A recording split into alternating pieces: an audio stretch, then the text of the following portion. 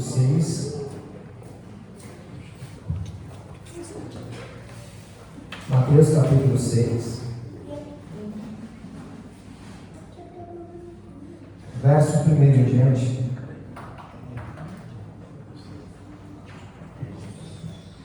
Mateus capítulo 6, verso 1 em diante. Amém? Semana passada nós falamos sobre essa parte do ensino de Jesus, que há um diferencial. As bem-aventuranças do Sermão da Montanha de Jesus, ele não só está no capítulo 5, que era bem-aventurado esse aqui, ele vai até o capítulo 7. E há uma divisão muito clara nos 3 capítulos. No capítulo 5 ele fala do caráter daquele que faz parte do reino de Deus. Ele fala como essa pessoa que está inserida no reino de Deus, ela tem por caráter e valor no mundo. Então ele é manso, ele é pacificador, ele tem toda a característica diferente do mundo. Bem-aventurados os humildes. O mundo não valoriza o humilde, mas o Senhor fala que ele dá graça ao humilde. Então o capítulo 5 fala do caráter desta pessoa. O capítulo 6, que nós estamos entrando agora, fala do como esta pessoa, que tem um caráter distinto, como ela age no mundo, o como ela toma posições no mundo. E o capítulo 7 fala sobre escolhas, que nós precisamos, como pessoas nascidas de novo e fazendo parte do reino de Deus, precisamos estar atentos às nossas escolhas. As nossas escolhas, ela é algo muito interessante, porque ela define o nosso futuro, né? A estrada que você tem em minhas escolhas. A palavra diz que se o meu povo, que se chama pelo meu nome, se humilhar, abandonar seus maus caminhos, eu virei e sararei a sua terra.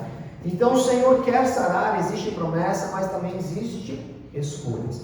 E essa escolha tem a ver com a nossa vida, com os nossos princípios, os nossos valores. Quando a palavra fala que devemos perdoar os nossos irmãos, orar até por aqueles que nos perseguem, é interessante porque isso tem a ver com escolhas, mas também tem a ver com princípios e valores. O que é mais importante para mim? Eu manter o meu orgulho, a minha postura, ainda que tenho inimizade contra alguém, ou fazer aquilo que é correto, perdoando até aqueles que falam mal de mim, me perseguem e orando por eles. Então as tuas escolhas vão estar muito definidas pelo que está dentro de você. Por isso que não é uma escolha simplesmente eu quero fazer parte do reino de Deus. Só para pontuar isso, eu quero lembrar isso. No reino dos céus não entram estrangeiros. Nós temos essa ideia de eu moro no Brasil, vou para um país e lá me torno naturalizado e vivo com os mesmos direitos de um natural. Isso é normal. Então eu posso ter conta bancária, eu tenho compromissos, direitos e deveres em qualquer país. Eu posso viver como natural. Mas no reino de Deus não tem isso. No reino de Deus não entra estrangeiro que ganha naturalidade e usufrui dos mesmos direitos. Não existe isso. No reino de Deus só entra quem é nascido do reino. Por isso que é necessário morrer para o mundo e nascer no reino. Só entram naturais. Então, esse nascer de novo envolve uma mudança radical em nossa vida. Ou seja, no que eu penso, no que eu falo, no que eu decido, aonde eu vou, com quem vou, por que eu vou. E é isso que o Senhor Jesus, nesses 3 capítulos de Mateus 5, nos ensina. E na semana passada nós falamos sobre Mateus, no capítulo 6, que fala algumas coisas importantes. Só quero lembrar, porque nós estamos avançados no horário. E em Mateus capítulo 6, verso 1 em diante, diz assim: guardai-vos de exercer a vossa justiça diante dos homens, com o fim de serdes vistos por eles. De outra sorte, não tereis galardão junto ao vosso Pai Celeste. Quando, pois, deres esmolas, não toques trombetas diante de ti, como fazem os hipócritas nas sinagogas e nas ruas, para serem glorificados pelos homens. Em verdade vos digo que eles já receberam a recompensa. Tu, porém, ao dares a esmola, ignore a tua mão esquerda o que faz a tua mão direita, para que a tua esmola fique em secreto, e o teu Pai que vem em secreto te recompensará. Verso 5: E quando orardes, não sereis como os hipócritas, porque gostam de orar em pé nas sinagogas e nos cantos das praças, para serem vistos dos homens. Em verdade vos digo que eles já receberam a recompensa. Tu, porém, quando orares, entra no teu quarto e fecha a porta. Orarás ao teu Pai que está em secreto, e teu Pai que vê em secreto te recompensará. E orando não useis de vãs repetições como os gentios, porque presumem que por ser muito falar serão ouvidos. Não vos assemelheis, pois a eles, porque Deus, o vosso Pai, sabe o que tendes necessidade antes que lo pensais. Nós falamos também sobre o jejum, mas o ponto que nós pegamos na semana passada foi sobre não fazer as coisas de forma explícita, de forma que as pessoas possam te ver, para não receber recompensa dos homens. Existem dois tipos de recompensas, a que vem de Deus e a que vem dos homens. E se Jesus pontuou essas coisas, é porque os sacerdotes, os fariseus, gostavam das recompensas dos homens. Quando você está orando, as pessoas te admiram, acham que você é uma pessoa que está em um patamar, um nível espiritual diferenciado, e começam a te respeitar, a te buscar, começam a querer que você ore por elas, e muitas vezes você está muito aquém de uma vida íntima com Deus. Muitas vezes você não está nem íntimo com Deus, porque você está fazendo isso justamente para que a igreja possa te buscar. Então você não está orando a Deus, está orando para que os outros te vejam. Os sacerdotes, os fariseus ficavam nas praças orando, e as pessoas diziam, eu quero ser como ele, e eles ganhavam louvores e glórias por isso. Também as esmolas, eles davam esmola e faziam questão de mostrar aos outros o quanto deram, para quem deu, o seu sacrifício, a sua generosidade. E Jesus falou assim, eles já receberam a recompensa. E esse é algo muito sutil, porque nós, na verdade, agimos e esperamos algum retorno das pessoas que nos cercam. Quando você ora por alguém, ajuda alguém, você no mínimo espera algo, e para que isso se torne como uma recompensa é muito fácil. Por isso que Jesus fala assim, quando orar, entra no teu secreto. Oração com Deus é intimidade. Oração com Deus é igual um quarto para um casal. Você não fala o que acontece em quatro paredes. Você não diz isso. E se você tem o hábito de dizer o que acontece no teu íntimo, pare de fazer isso. Porque intimidade do casal é do casal. Não importa o que ocorra, a minha intimidade com Deus é com Deus. Quantas vezes você ora por mês? Quantas vezes você ora por semana? Você está perguntando sobre a minha intimidade? Eu oro no secreto e meu Pai ouve em secreto e me recompensará. Agora, quando nós começamos a dizer, eu oro tantas vezes, eu faço tantas vezes, por que expor dessa forma? Para a recompensa dos homens. E quando fala de esmola também, tem gente que tira foto, mostra, acontece, e isso traz um mérito, um reconhecimento no meio da congregação, que se torna como recompensa. E a recompensa de Deus, ela é fiel. E Ele não dará recompensa para aqueles que já receberam, para aqueles que já tiveram a sua recompensa. Então, na semana passada eu falei muito mais sobre as recompensas do que sobre as esmolas, sobre as orações. Oração nós vamos falar na próxima semana, que inclusive vamos abordar o Pai Nosso, uma oração tão conhecida, mas tem princípios fundamentais, profundos para nós estarmos abordando. Mas eu quero ler agora a partir do verso 5, do verso 5 ao 8, Mateus capítulo 6, que fala justamente sobre as esmolas, e tem coisas importantes para a gente poder aprender hoje sobre isso. E quando orardes, é no versículo 2 em diante. Quando, pois, deres esmolas, não toques trombeta diante de ti, como fazem os hipócritas. Presta atenção nisso. Nas sinagogas e nas ruas, para serem glorificados pelos homens. Em verdade vos digo que eles já receberam a recompensa. Tu, porém, ao dares a esmola, ignore a tua mão esquerda o que faz a tua mão direita, para que a tua esmola fique em secreto, e o teu Pai que vem em secreto te recompensará. Existe uma recompensa de Deus, e a questão da esmola, da ajuda ao outro, é algo que Deus valoriza muito. Presta muita atenção que todos nós queremos prosperar, todos nós queremos trabalhar e que o nosso sustento seja multiplicado. Isso é bênção, isso é promessa de Deus. Mas toda prosperidade bíblica tem propósito. Não há nenhum propósito Deus te enriquecer para apenas te deixar orgulhoso. Porque a palavra diz assim, que o pobre se glorie na sua dignidade e o rico se glorie na sua insignificância. porque o pobre acha que é indigno. Mas o Senhor fala, não, se glorie na tua dignidade. E o rico acha que é alguém. Aí o Senhor fala, se glorie na tua insignificância. Lá em Apocalipse, no capítulo 3, quando fala da igreja da Laodiceia, fala assim: eu estou rico, enriquecendo e de nada tenho falta. A igreja da Laodiceia, porque foram as 7 cartas que lá em Apocalipse o Senhor enviou às igrejas, a igreja de Laodiceia era rica, estava enriquecendo e nada tinha falta. Mas o Senhor a advertiu dizendo: você não sabe que é cega, pobre, nu e miserável. Aconselho que de mim compre ouro refinado por fogo e vestes para que se vista. Então a riqueza não é sinônimo de prosperidade de Deus, a não ser que você esteja dentro do propósito. Deus quer nos prosperar, Deus quer, mas há um propósito. Qual é o propósito? Ajudar nosso irmão, ajudar a obra. Não há outro propósito para isso, porque o dinheiro nos orgulha, o dinheiro mexe com a nossa vaidade, e o amor a ele é a raiz de todo mal. Mas quando eu entendo que o Senhor transbordará a minha vida, para que transbordando a minha vida, os irmãos à minha volta sejam transbordados, então as coisas mudam.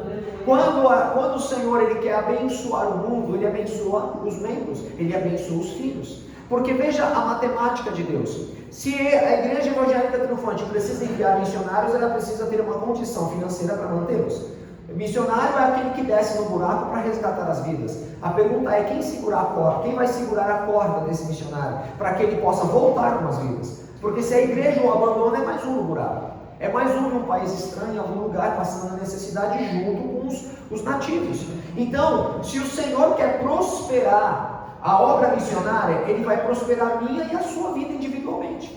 Porque eu prosperando, a minha generosidade prosperará na igreja, através de dízimos e ofertas, e a igreja então começará a transbordar e alcançará o mundo. Então não tem a ver com a igreja em si, tem a ver com os membros dela, porque essa igreja é a cara dos seus membros. Essa igreja é a nossa cara. Por isso que me preocupa muito a gente não se preocupar com as coisinhas que precisamos arrumar, e você faz parte disso. Você tem que cobrar a liderança, e a liderança tem que cobrar os membros. Para quê? Para que a gente possa transformar a igreja, a nossa cara, como nós queremos ter a saúde, a organização de Cristo, a vida de Cristo em nós. Então, quando a igreja é uma igreja abençoada, ela abençoa. As coisas acontecem no bairro e aonde ela está plantada. Então, a prosperidade tem esse propósito. E quando você tem condições, quando você está sendo abençoado pelo Senhor, então vem o que é a ajuda humanitária, vem a organização para ajudar aqueles que não têm condições. Abra lá em Atos, no capítulo 2, verso 42 em diante. Esse trecho da palavra de Deus em Atos fala justamente sobre Atos 2, 42 em diante. Em Atos fala como os cristãos viviam. E lembra que houve no dia do Pentecoste um derramar sobrenatural do Espírito Santo de Deus. Aqueles irmãos, quase 3.000 almas se converteram e foram cheias do Espírito Santo e ficavam compartilhando a palavra de Deus de casa em casa. Depois mais 2.000 pessoas se converteram. A igreja estava fluindo, estava avançando. E aí no versículo 42 de Atos 2 fala como é que viviam esses cristãos cheios do Espírito Santo. Olha só, verso 42: e perseveravam na doutrina dos apóstolos e na comunhão, no partir do pão e nas orações. Em cada alma havia temor, e muitos prodígios e sinais eram feitos por intermédio dos apóstolos. Todos os que creram estavam juntos e tinham tudo em comum. Vendiam as suas propriedades e bens, distribuindo o produto entre todos, à medida em que alguém tinha necessidade. Então não significava que todo mundo se reuniu e agora todo mundo que tem patrimônio vende tudo e dá para a igreja. Não era esse o propósito. Eles vendiam as suas propriedades na medida da necessidade.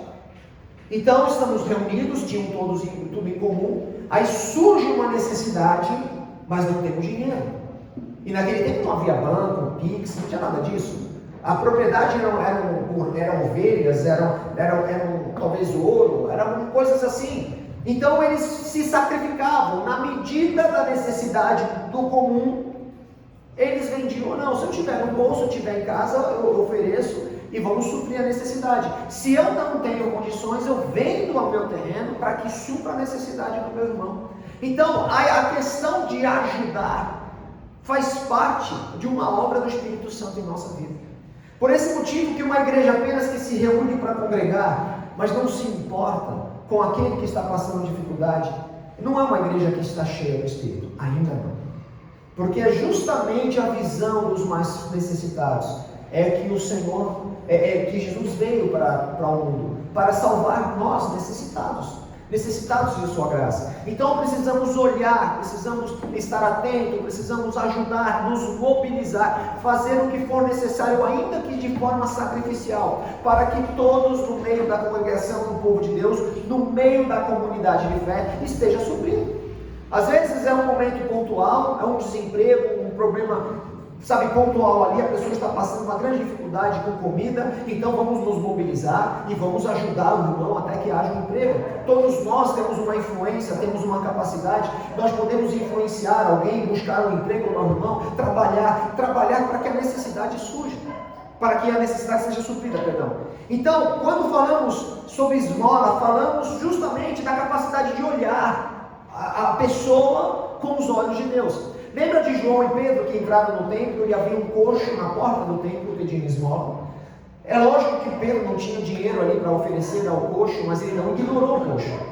Ele falou assim: olha, não tenho prata nem ouro, mas eu tenho algo que eu recebi. O que eu tenho eu te dou, levanta e anda.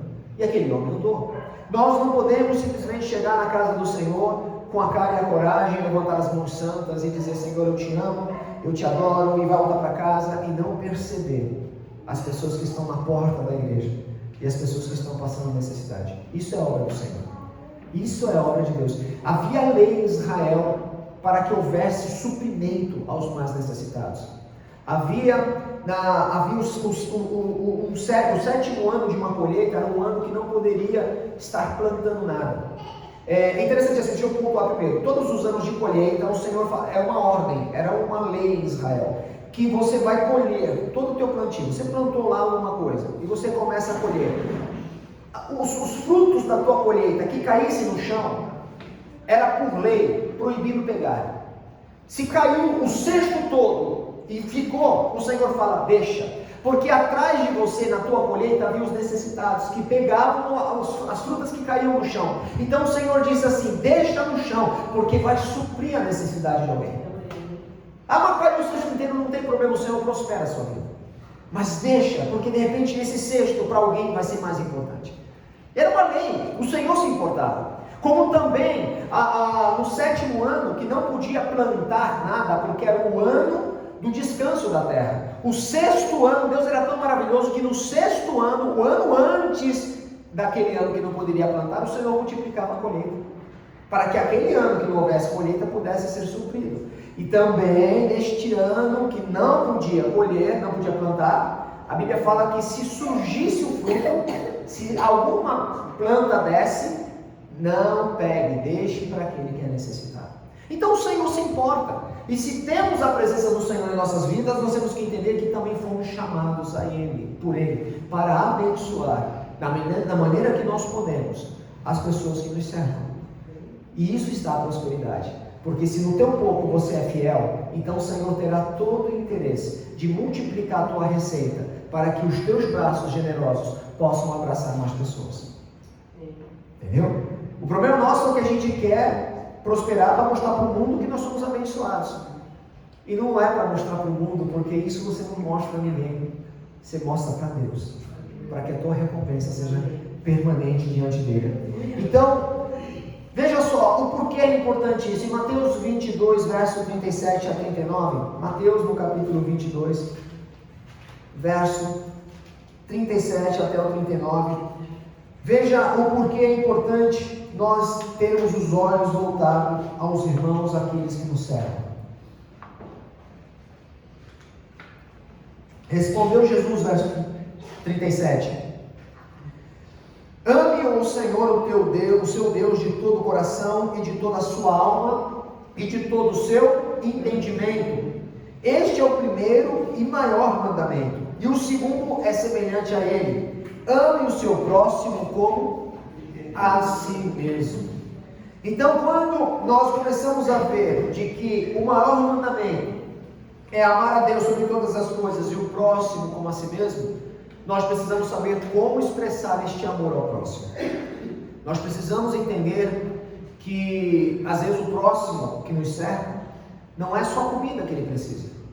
Às vezes, ele precisa de uma mínima atenção, um mínimo olhar diferenciado, apenas um abraço. Tem pessoas dentro da igreja com muito dinheiro mendigando atenção, mendigando apenas um olhar, que não olhem para ele apenas como alguém que tem posses, mas como um ser humano, que precisa também da graça de Deus. Então, o grande mandamento é olhar para os céus e também olhar para o lado.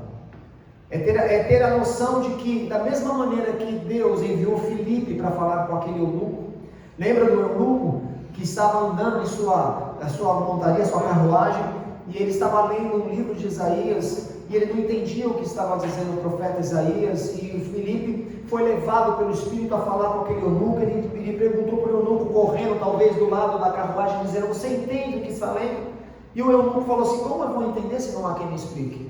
Posso te explicar? Sobe aqui. Subiu na carruagem e começou a explicar acerca do que estava falando o profeta. E daquele trecho da Bíblia anunciou Jesus, e anunciou o batismo, a ressurreição dos mortos, a cruz, a redenção, o sangue derramado. E aquele homem então olhou para Filipe e falou assim: Filipe, o que me impede de ser batizado agora? Eu quero ser batizado. E ele falou assim: nada, se creres é lícito. E aí pararam a carruagem, então foi batizado ali, e Filipe foi transladado como teletransporte. Ele estava aqui e foi levado para outro lugar para pregar o evangelho a outro. Preste atenção, aqueles que são cheios de Deus, eles vivem para servir. Acabou de falar com o eunuco, fala com o outro ali, fala com o outro lá, e a Bíblia fala que eles são como um vento que o Senhor vai levando para atender pessoas. Deus nunca enviou um missionário para um lugar onde não houvesse ninguém. Sempre é por causa de alguém. Por isso que a igreja, cheias da graça de Deus, cheia do Espírito Santo, ela não tem os cultos somente cheios, elas têm as mãos cheias para abençoar todos que chegam, de uma forma ou de outra. Então, por que precisamos entender a esmola? Por que Jesus falou da esmola? E depois falou da oração. Vamos pontuar isso na próxima semana. Mas ele começa com a esmola porque precisamos estender as mãos para aqueles que estão à nossa volta necessitados. Isso é algo que ele se importa muito. Isso tem a ver muito com também nossa iniciativa e nossa capacidade de compreensão do que é ser alguém que faz parte do reino de Deus. Nós acostumamos a vir para a igreja: eu sou crente, não roubo, não mato, não traio minha esposa, eu sou honesto e está tudo bem. Não é só isso. Primeiro, que nem todo honesto entrará no reino dos céus, somente aquele que é nascido de novo pela água e pelo Espírito. E segundo, que mesmo que eu tenha o meu nome escrito no livro da vida, se eu não tenho a capacidade de entender o meu papel no mundo, a missão que Deus me deu e o como eu posso transformar os lugares onde eu estou, então eu não compreendi nada do Evangelho. Porque Jesus não pensou em si mesmo quando veio ao mundo. Ele, sendo Deus, não usou de usurpação ser igual a Deus, mas se despiu de sua glória para poder ter uma identificação conosco e poder transformar a nossa vida. Então, quando nós entendemos de que o nosso sustento, por menor que possa parecer para nós, pode sim e é poderoso para transformar a vida de outro, então nós já estamos sendo abençoados e Deus prosperará o trabalho de tuas mãos nesse sentido. Ele prosperará. Bom, falando a questão do ato de dar, como é que Deus nos aconselha à luz da Bíblia? Em Provérbios 14, verso 31, diz o seguinte: o que oprime o pobre insulta ao seu Criador. Provérbios 14, 31, presta atenção. O que oprime o pobre insulta ao seu Criador, mas o que se compadece do necessitado o honra. Uma das maneiras que temos para honrar a Deus é se compadecer com aquele que está necessitado. De outra forma, eu posso adorar a Deus na igreja e ser apaixonado, mas se eu oprimir o necessitado, não o ajudando, ou ignorando, ou deixando pior, porque nem olhar para ele eu olho, eu estou insultando o Deus que eu digo adorar. Porque a palavra é muito clara quando diz: como é que eu posso amar a Deus que eu não vejo, se eu não consigo amar o meu irmão que eu vejo? Que é a imagem e semelhança de Deus. E nós somos juízes. Por que somos juízes? Porque quando a pessoa atravessa um desafio, atravessa uma necessidade, nós julgamos o porquê ela está atravessando aquela necessidade e a condenamos ou não. A condenamos ou não. E não é o nosso papel condenar ou absolver, porque nós não somos juízes. Nosso papel é ajudar o necessitado para honrar o Senhor. Na igreja de Atos, quando começou a igreja a crescer, começaram a murmurar, os ímpios, as pessoas fora da igreja começaram a murmurar contra a igreja. Por quê? Porque dentro da igreja de Paulo, de Pedro, de todos eles, havia um problema. Dentro da igreja havia viúvas passando fome, órfãos passando fome.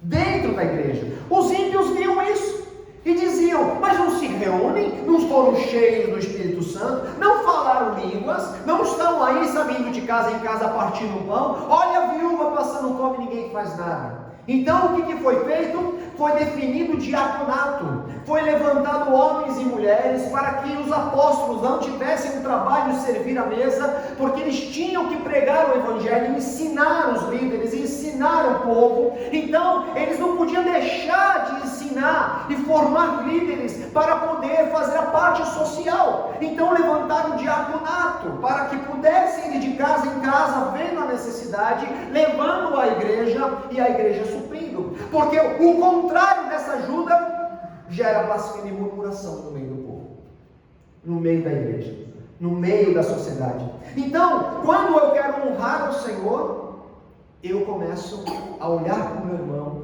para a pessoa que precisa, e de alguma forma, no secreto, fazer algo. Às vezes eu não faço muito, mas eu faço o que eu posso, e aí o Senhor também multiplica. Então veja só, em Isaías 58, versos 6 e 7, Isaías 58, o Senhor fala algo muito interessante sobre o jejum, e depois vamos falar sobre o jejum, que também Jesus fala, que quando você estiver em jejum, não transpareça que você está sem comer. Oh, eu estou jejuando há 3 dias, o pessoal, olha que homem espiritual. Não, já recebeu a tua recompensa. Não. Então, quando fizer jejum, não comer, você lava o teu rosto, anda de cabeça erguida, faça em secreto que o teu Pai te honrará. Isaías 58, versos 6 e 7, diz o seguinte: porventura não é este o jejum que escolhi? Olha só. Não é este o jejum que eu escolhi? Que soltes as ligaduras da impiedade, e repartas o teu pão com o faminto, recolhas em casa os pobres desamparados? Não é este o jejum que eu escolhi? Que você quebre a pobreza em vosso meio, que você rompa as ligaduras da impiedade e reparta o teu pão a quem tem fome? Quando nós, como igreja, entendermos isso, nós começaremos a ser extremamente abençoados, porque nós vamos fazer do nosso recurso, do nosso tesouro, uma poderosa ferramenta de Deus, para que outros possam ser abençoados. Eu vi um vídeo esses dias de um jovem, que agora com a internet todo mundo fica rico da noite para o dia, e ele fez um vídeo dizendo assim: olha, antes eu pensava que quando eu chegasse aonde eu estou hoje, é uma pessoa que deu uma ascensão muito grande. Eu lá atrás, quando eu pensava em um dia estar onde eu estou sentado agora, eu achava que eu seria feliz. Porque antes eu sobrevivia com os meus recursos. Antes eu tinha meu recurso para pagar as contas e vivendo e sobrevivendo dele. Hoje eu não estou sobrevivendo dos recursos, eu estou vivendo deles. Eu tenho hoje conforto, eu tenho liberdade para fazer coisas que antes nem de pensar eu podia, nem imaginar. E eu achava que vivendo desta forma tão regalada, eu seria feliz. Mas agora eu estou aqui e eu digo, eu não sou feliz. O que eu tenho, todo esse conforto, não me tornou feliz. Mas, aí ele conta um episódio. Eu estava na rua e uma pessoa me abordou pedindo algum valor que eu pudesse ajudar, alguma esmola. E eu tinha notas altas e eu dei R$50 a essa pessoa. Uma pessoa em condição de rua. E era um senhor. E ele disse que esse senhor começou a chorar copiosamente diante dele, dizendo como isso vai mudar a vida dele naquele dia. Como foi importante ele receber R$50. E ele falou que aquilo fez tão bem a ele, que ele percebeu que a felicidade está em fazer o outro melhor. E aí Jesus fala que é melhor dar que receber. É melhor dar que receber. O problema nosso é que os nossos recursos que nós tanto trabalhamos e queremos ter de forma regalada podem ser nosso maior problema.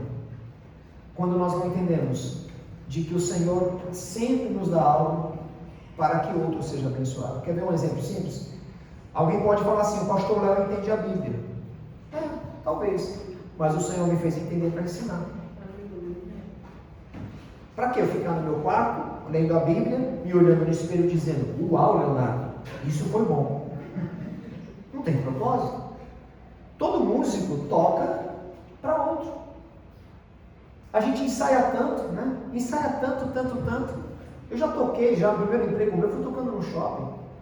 Eu quantas vezes tocando lá, não tinha ninguém me ouvindo. Ou pelo menos achava. Todo mundo conversando e tal, e você tocando. Mas quando uma pessoa te aplaude, você fala, cara, valeu a pena. Valeu a pena. Uma pessoa que te olhou e falou, eu te ouvi e gostei.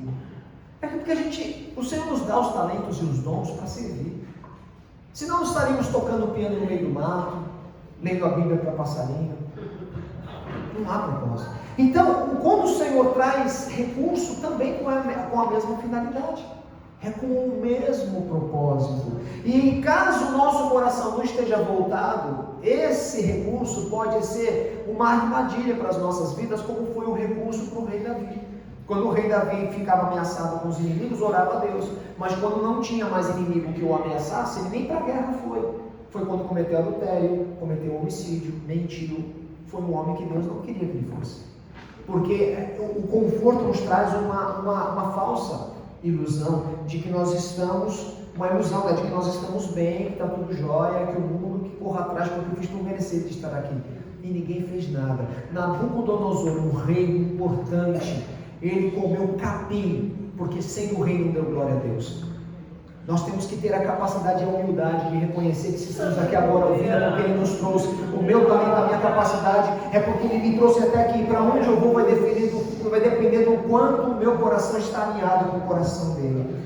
Então é muito importante entender que o Senhor escolheu o jejum. Deus quer que jejuemos, mas o jejum que Ele tem para as nossas vidas é um jejum que precisamos olhar para as pessoas à nossa volta. Precisamos abrir nossa mão e dar a esmola, dar aquilo que precisamos a quem nos cerca. Igreja é isso, igreja é suprimento. Igreja não é porta fechada, só favorecimento para os membros. Nós precisamos transformar esse bairro. Lugares na Colômbia, cidade de Cali, onde a igreja pintava a casa dos irmãos, a igreja limpava a rua. Eu me lembro de um evento que o R.R. Soares fez em São Paulo, que foi no Ibirapuera, e fez um evento muito grande, e havia polícia, ambulância, como todo evento público tem que ter, e depois que acabou o evento, os garis foram para lá para limpar, e não tinha um papel no parque, porque os líderes orientaram que quando acabasse o evento, pegasse todo o papel, de forma que ninguém imaginasse que ali tivesse milhares de pessoas.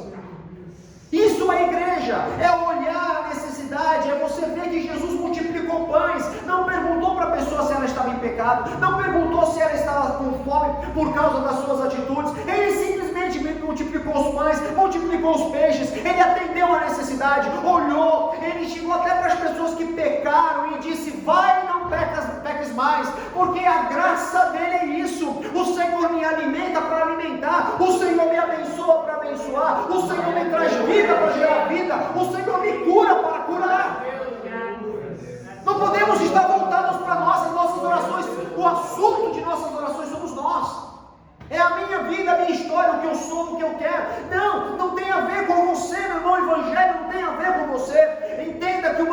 Senhor me falou, eu abracei isso, e o Senhor nunca falhou comigo.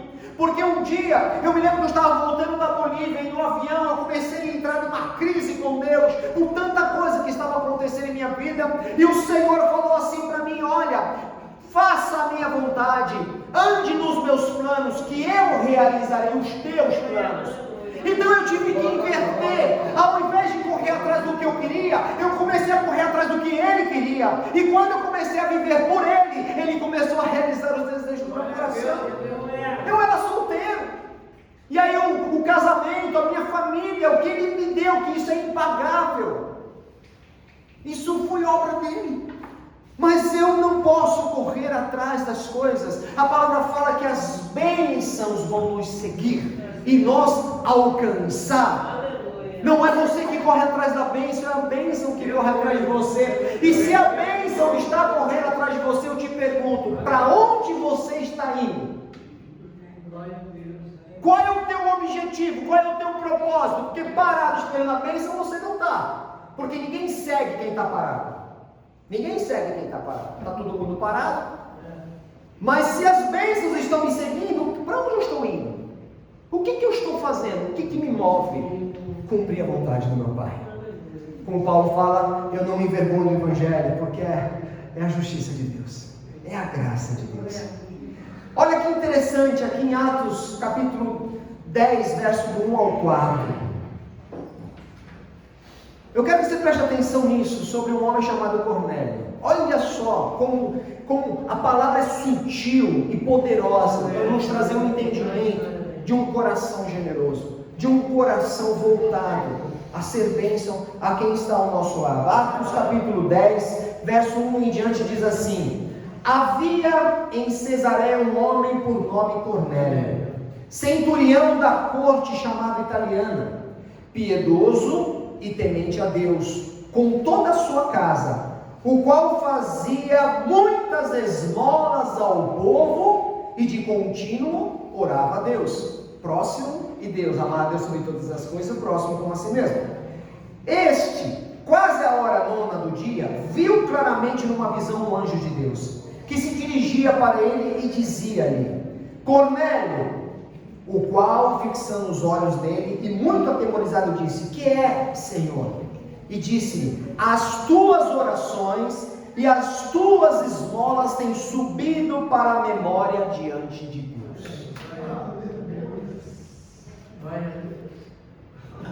Oração, amar a Deus sobre todas as coisas, esmola, o próximo como a ti mesmo.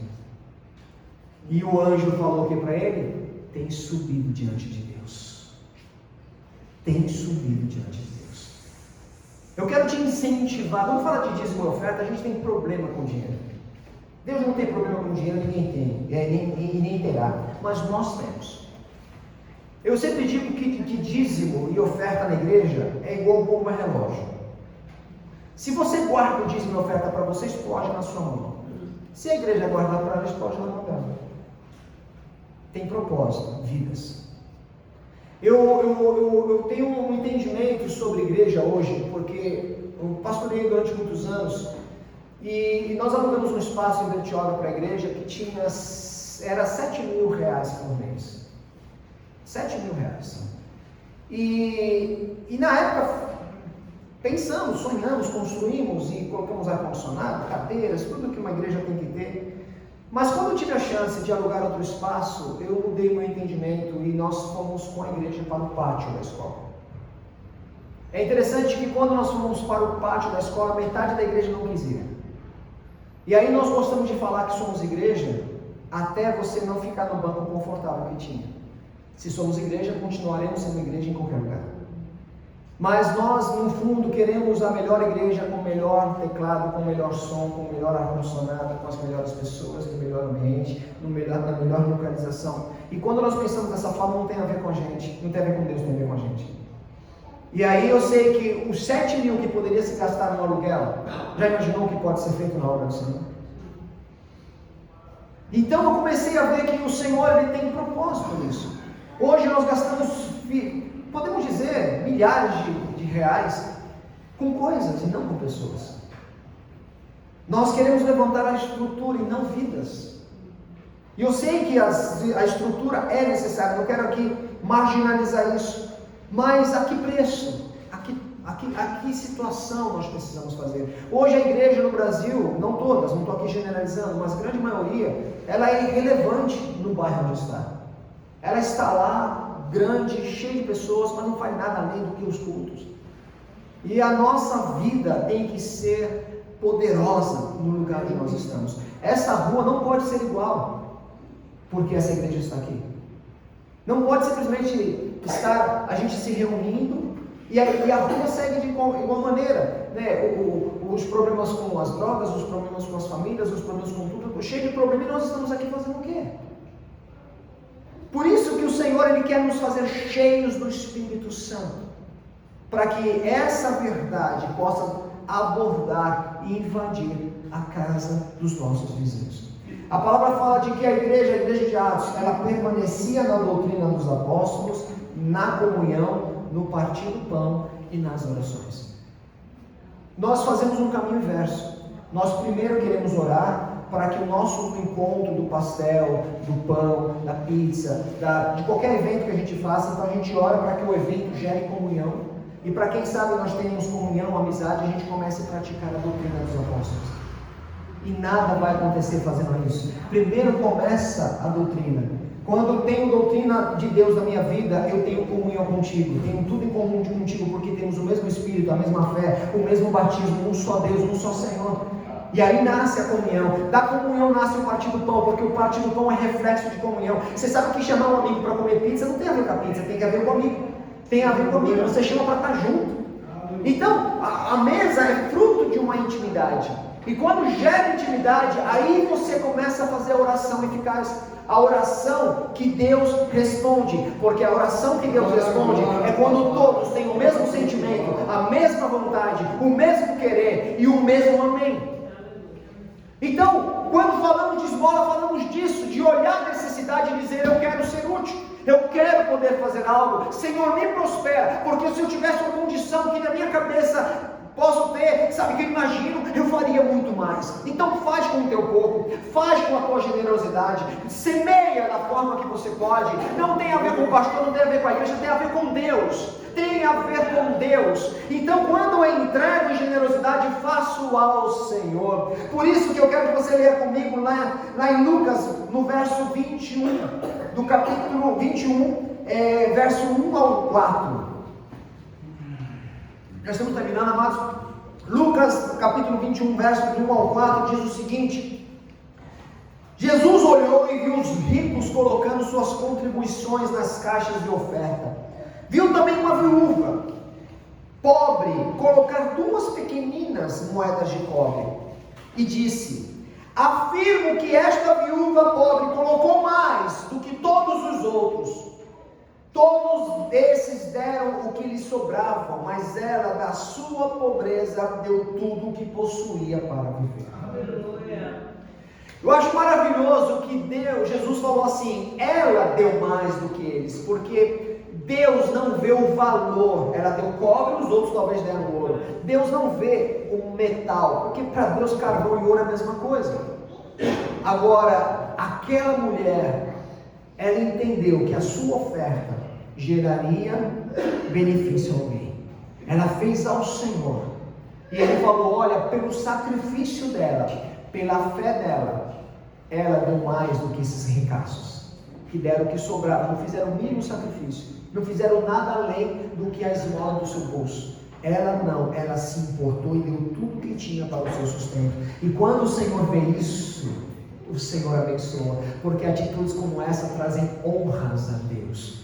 Por um outro lado, se você é incapaz de ofertar, é incapaz de dizimar, é incapaz de ajudar o teu irmão de forma financeira, então pode ter certeza que você não vai ter mais além do que pagar as suas contas. E isso Deus faz para o teu bem. Isso Deus faz para a tua sanidade espiritual, para a tua saúde espiritual. Porque qualquer R$1 a mais talvez te deixe uma pessoa extremamente arrogante e que não afaste de Deus. Então Deus, Ele é muito sábio, e glória a Deus por isso, porque Ele sabe que na nossa fraqueza é quando somos fortes. E aí o Senhor tira. E por outro lado, quando você é uma pessoa madura, uma pessoa que sabe que todo o teu recurso, toda a sua vida depende de Deus. Sem mim, Jesus falou, nada podeis fazer. Então o Senhor não tem problema de te dar o mundo. Deus não tem problema de amanhã fazer você ter uma multinacional. Eu tenho um grande amigo que ele tem um coração muito generoso, muito generoso. Para você ter uma ideia, tive um episódio na minha vida, eu, uma necessidade muito grande, coloquei meu piano à venda. E o meu piano, imagina, está anos comigo, foi igual pesar no coração, mas a gente naquele afã de resolver as coisas, coloquei meu piano à venda. Ele soube. E ele falou assim, Léo, quanto é que está o teu piano? Aí eu dei o preço. Ele falou, puxa, não dá para melhorar um pouquinho? Eu falei, claro, para ti, né? Que ele queria comprar. Para ti, claro, puxa vida, fiz um preço melhor. Precisava de um preço maior, mas era um grande amigo. Então ele pegou, me deu o valor do piano e falou assim, guarda na sua casa, tá? Não vende não. Guarda meu piano, guarda meu piano. Uma pessoa muito generosa. Ele me contou um episódio que ele trabalha com representante comercial de carteiras escolares, enfim, estava numa feira em São Paulo, e ele sentado na feira, e quem já foi nesses feiras assim, estandes, você sabe que tem as empresas mostrando o seu produto, eles ficam puxando o cliente, ficam vender aqui e tal, aquela coisa, e no stand dele não era diferente. Eles queriam vender, fechar negócios, aquela coisa toda. E ele falou que estava sentado e tinha muitas pessoas que estavam ali, junto com eles, vendedores também, que não criam Jesus, tinham outras fés, enfim. E tinha alguns problemas com ele. E ele sentadinho na mesa dele, chegou alguém para perguntar sobre as carteiras, sobre as coisas, os produtos das empresas que ele representava. E ele sentou e ele falou para mim assim, Léo, eu sentei, a pessoa veio até mim, pedi para sentar na mesa, expliquei tudo e eu fechei ali uma venda de R$2 milhões. E as pessoas que estavam ali caçando o cliente, vendo ele sentado, fechando uma venda tão alta, disseram, como é possível? Eu estou caçando um a um, como é que alguém ignora a gente, vai até ele e fecha um negócio desse tamanho? Mas é porque ele abençoa na proporção da sua bênção. Então, ele até falou assim, Léo, eu quero te dar essa casa, ele tem uma casa muito bonita, eu quero te dar essa casa, eu quero te dar, pegar a chave. Daí ele falou assim, é sério que você faria isso? É claro, porque para Deus me permitir dar essa casa, imagina o que eu recebi. Eu te dou, porque eu sei que é muito maior o que ele vai me dar para eu ter essa condição. Coração generoso. Então, veja só, a viúva impactou Jesus. E é isso que o Senhor quer que entendamos. Eu quero ler rapidamente dois versículos antes de nós terminarmos. Que um está em 1 João, capítulo 3, verso 17 e 18. 1 João, capítulo 3, no verso 17 e 18. Lá na carta de João. Capítulo 3, verso 17 e 18.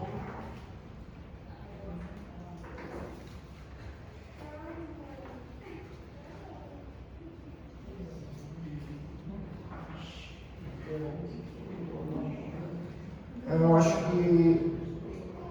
que eu devo ter errado aqui. Bom, depois vocês me ajudem. Eu vou ler aqui, eu fiz a anotação no endereço errado, mas o versículo é: quem, pois, tiver bens no mundo e vendo o seu irmão necessitado, lhe cerrar as suas entranhas, como estará nele o amor de Deus? Meus filhinhos, não amemos de palavras nem de língua, mas por obra e em verdade. Certamente não é esse o endereço. 1 João 3, 17 e 18. Sim, eu que errei errado. Vamos lá de novo. Ora, aquele que possuir recursos neste mundo e vir ao seu irmão padecer necessidade e fechar no seu coração, como pode permanecer nele o amor de Deus? Filhinhos, não amemos de palavra nem de língua, mas de fato e de verdade. E acredita que alguém pode fechar o coração, vendo o irmão passar necessidade? Pode. E pode adorar a Deus domingo, dizer que Deus é bom, dar testemunho, fazer tudo isso, mas não tem como estar nele o amor de Deus. O amor de Deus é sacrificial. Presta atenção. Repete comigo, amor é sacrifício. Deixa eu te explicar. Ninguém casa amando, tá bom? Estou casando porque eu te amo. Não, você não teve a chance de amar. Amor é sacrifício. Eu estou casando disposto a amar. Eu não dormi com a pessoa, não convivi com a pessoa, não sei como a pessoa é, como é que eu vou saber? Mas eu estou disposto. Deus amou o mundo de tal maneira que houve um sacrifício. Ele entregou seu filho. Jesus nos amou de tal maneira que ele deu a sua vida, ninguém arrancou dele. E ele fala que devemos amar uns aos outros com o amor dele, ou seja, sacrificial. E é lindo isso. Então o amor de Deus é sacrifício, é você tirar a sua blusa do irmão. E que vai em paz, vai em paz. Eu tenho outra blusa em casa. E a gente começa a ver um irmão melhor por causa disso. E eu quero terminar com Tiago capítulo 2. O livro de Tiago capítulo 2, que eu acho de extrema importância. Versículo 15 ao 17. Tiago capítulo 2, no verso 15 ao 17. Se um irmão ou uma irmã estiverem carecidos de roupa e necessidades de alimento cotidiano, e qualquer dentre vós lhe disser: ide em paz, aquecei-vos e fartai-vos, sem contudo lhe der o necessário para o corpo, qual é o proveito disso? Assim também a fé, se não tiver obras, por si mesma está morta. E tem gente que faz isso: vai em paz, o Senhor vai ser contigo. Ah, pastor, não tenho nada na minha despensa. Não, mas o Senhor vai prover. Crê nisso, crê. Aí você faz até a pessoa gritar: eu creio. E a pessoa vai para casa sem jantar. Você despede ela sem ao menos suprir aquilo que ela precisa para aquele momento. Aí ele fala assim, ele fala: que proveito há nisso? Assim também a fé, se não tiver obras, é morta. E aí veja só no verso 18: mas alguém dirá, olha só, 18: tu tens fé e eu tenho obra. Mostra-me a tua fé sem as obras, e eu com as minhas obras vou mostrar a minha fé. Você tem fé, eu tenho obras. Mostra a tua fé sem obras. Eu creio em Jesus e Jesus morreu por toda a humanidade, eu estou para pregar o evangelho. Mostra, sem obras, sem viver isso. Agora, se eu viver uma vida de entrega, de serviço, de oração, de comunhão com o meu irmão, querendo ver o melhor, dando esmola, dando aquilo que eu preciso, para que ele esteja bem, então a minha vida mostra a fé que eu tenho. Então é muito importante entendermos de que Jesus começa a nos colocar na sociedade, porque em Roma não tinha nada disso. Os fariseus não faziam nada disso. Era só arrancando do povo, sem nunca dar nada. E aí quando veio um homem chamado Jesus, tão generoso, tão pronto, tão disponível, tão perfeito, as pessoas se aproximavam dele e ele atendia o povo. Ele olhava as pessoas, ele amava as pessoas, isso era notório, era algo real. Quando a gente vê um povo correndo atrás de Jesus por tamanha graça, eu imagino que é assim que deve ser na igreja. É dessa forma que nós precisamos ser como igreja. Não, você precisa trazer os alimentos que aqui a igreja já tem como projeto, já está recolhendo ali um arroz, sabe? O pastor José está à frente disso, tem propósito, tem endereço, tem abençoado pessoas. Nós devemos sim levantar nossos recursos para abençoar vidas, atentar aos irmãos, sem expor os irmãos, sem expor a realidade delas, porque às vezes é vergonhoso, a pessoa está passando uma necessidade, não tem vergonha de falar, mas que ela não tenha vergonha de expor a liderança, expor a igreja, sabendo que somos responsáveis pelo que ouvimos e vamos ajudá-la, às vezes de forma anônima, porque é dessa forma que tem que ser, para que as vidas sejam supridas, sejam abençoadas. Essa noite entenda de que o Senhor quer que a tua mão direita sim seja estendida ao necessitado,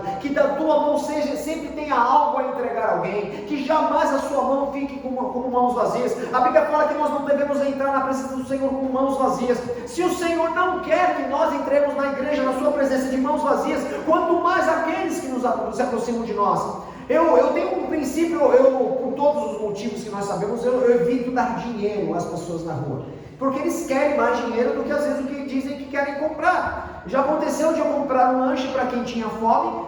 Eu tenho dinheiro para comprar um lanche, eu comprei um lanche, quando o lanche ficou pronto, a pessoa não estava mais. Eu dei um lanche ao outro que supriu, mas eu conheço muitas pessoas que trabalham com casa de recuperação, e até mesmo quem faz trabalho social na rua com sopão, normalmente sexta-feira, nos frios, assim que todo mundo sai, eu já vi morador de rua com 4, 5 marmitas de igrejas, sendo comido por cachorro, porque eles não conseguem comer muito por conta do efeito da droga, o estômago é pequeno, aí eles comem pouco, é jogado fora ou fica para cachorro. E eu sei que a atitude da igreja ela é benevolente, ela é uma altruísta de ajudar, mas será que temos sido eficazes nisso? Quando dentro da igreja às vezes a necessidade é bem maior, e como eu digo, não é só dinheiro, não é só comida, é atenção, é perdão, é graça, é aceitação. Quero terminar uma coisa que eu vejo muitas igrejas, muitas pessoas de muitas igrejas grandes falando a mesma crítica, a mesma observação. Qual é? Que é difícil fazer parte das igrejas. Você entra na igreja, as pessoas mal te olham, mal te percebem, você fica assim até parado, às vezes assim, dando um sorriso para quem consegue te enxergar, e você sai sem falar com ninguém. E não é assim que o Senhor faz. Por isso que por mais que a gente tenha uma amizade, a gente gosta de conversar, existe uma afinidade, quando vier alguém de fora, ignora, vai para cima, fale com ele, fale com ela, porque muitas pessoas vêm pensando em suicídio, muitas pessoas vêm pensando em morte, e às vezes você te olhando para ela, é como Deus dizendo, eu sei porque você veio, e eu te conheço pelo teu nome. Então comece a fazer diferença, esmola significa dar aquilo que você tem para dar, e entregar para aquele que precisa. Que a igreja seja assim, que sejamos o braço de Jesus, multiplicando pães e peixes, para alimentar o faminto. Amém? Amém? Isso no secreto, tá? Não vem colocar no Instagram aqui, ó. Não. Faça para ter recompensa no céu. Porque as curtidas do Instagram vão ser a tua recompensa. Aí tá zerado, tá pago. Mas quando fazemos para o Senhor, aí meu irmão, é lá no céu. Amém? Vamos ficar em pé em nome de Jesus. Semana que vem nós vamos falar sobre oração, tão importante quanto, tá? Vamos abordar o Pai Nosso, a oração que Jesus nos ensinou a orar. Feche os seus olhos. Senhor, eu quero te agradecer.